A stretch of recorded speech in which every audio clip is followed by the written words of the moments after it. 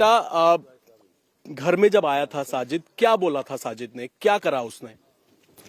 जब वो आया तो कहने लगा हमारी पत्नी एडमिट है हॉस्पिटल में, 11 बजे का टाइम दिया। फिर ऊपर मेरे दोनों भाई को ले गए और मेरे सबसे बड़े भाई से चाय मंगाई और छोटा भाई भी चला गया। फिर जब चाय आई तभी मेरे छोटे भाई को भेज दिया नीचे पानी लेने को, तभी मेरे बड़े वाले भाई पर हमला कर दिया, फिर छोटे वाले पर। जब मैं गया तभी उन्होंने मुझ पर भी हमला किया। मैंने उनका चाकू दूर धक्का देकर तभी मैं नीचे भाग आया। मैं मम्मी अम्मा को बाहर बुला लाया, तभी मैंने कुंडी लगा दी।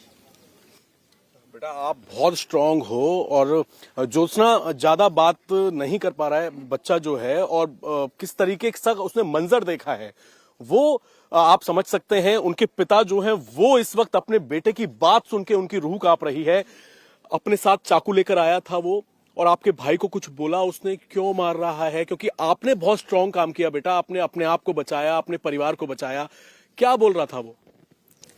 वो बोल रहा था हमें 5,000 11,000 रुपए की जरूरत है। फिर पार्लर देखने के लिए ऊपर भाग चले गए जबरदस्ती। मेरी मम्मी मना करी तब भी जबरदस्ती ले गए उन दोनों को।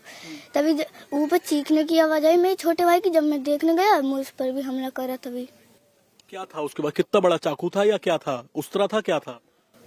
इतना बड़ा चाकू था, बहुत धार और ग्रे कलर का था।